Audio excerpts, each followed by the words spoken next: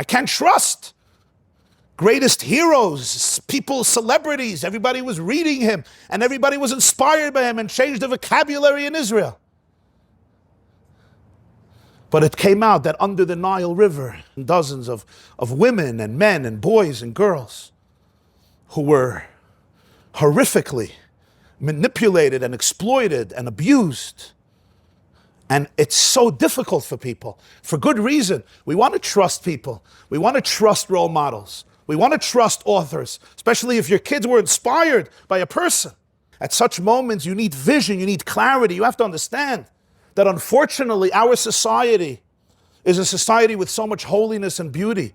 But inside our closets, inside ourselves, there's a lot of trauma, there's a lot of pain, and there's often a lot of unresolved tension and evil.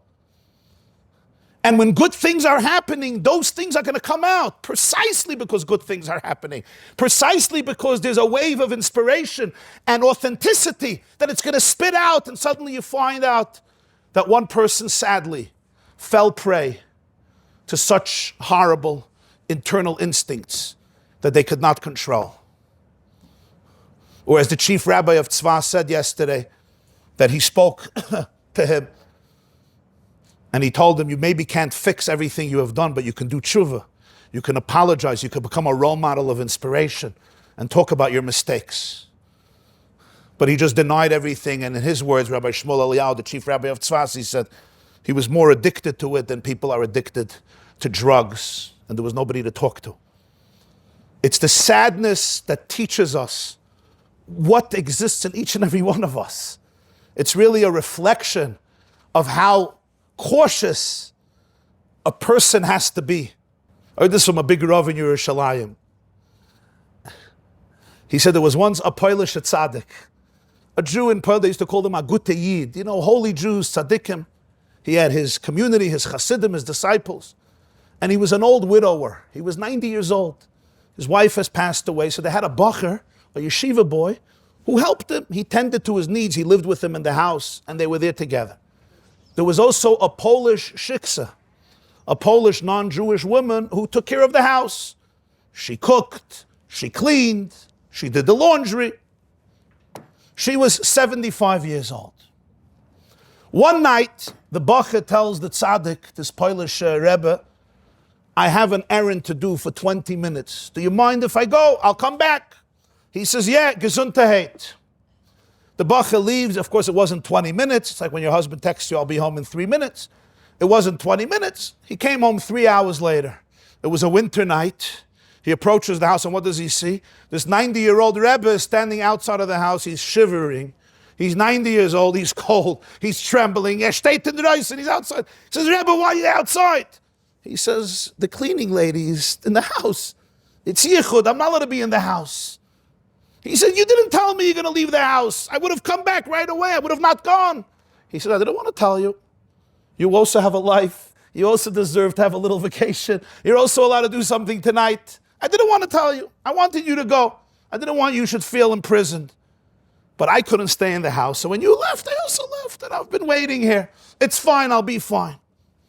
The boy felt so bad. He felt so guilty. An elder Yid, a 90-year-old man. It's late at night. It's cold. And he was also a great Jew. So now I tell you the story the way I heard it.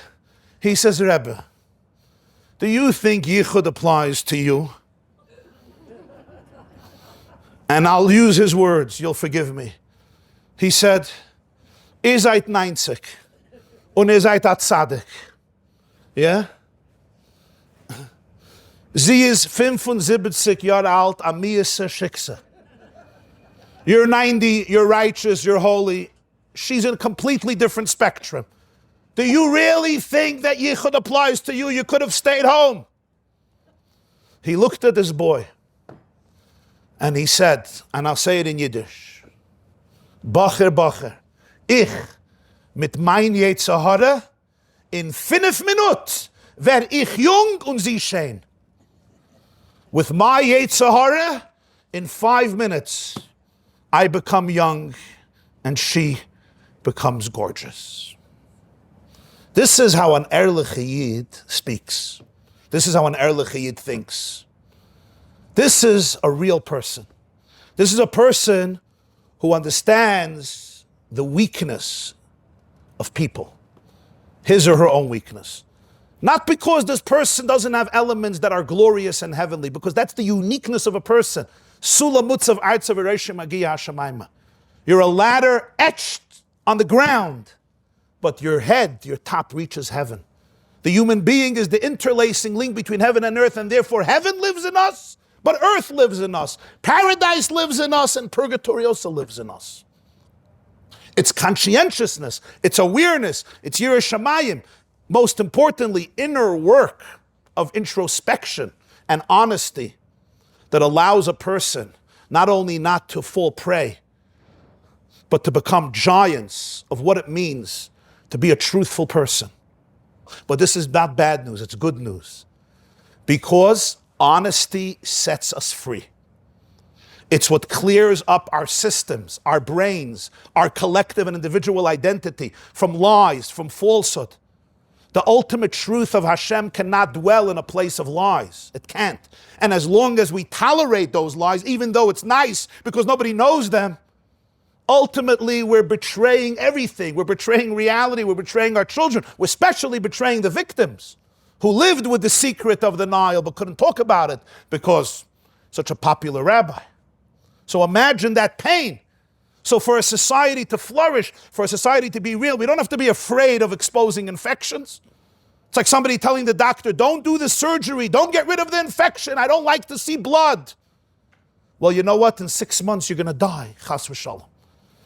We have to expose it. If we don't expose it, what happens? Then innocent people suffer. Children suffer. Women suffer. Married people, single people. And nobody says a word. And nobody is even allowed to believe them. So not only are they murdered once, they're murdered twice when they come back and nobody believes them. Can't be, you're exaggerating. Real Jews have compassion for everybody. Even a perpetrator.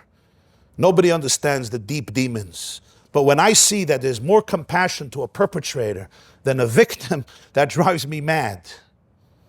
The perpetrator has good PR. The victim never had PR for a day of their life. That's why they were victims. Where's the compassion to every victim that was emotionally murdered by a perpetrator? So when a society cannot talk about this in respectful but real terms, what does it mean?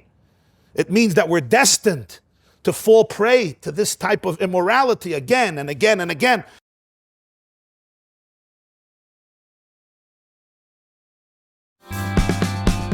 Watch the full class at theyeshiva.net.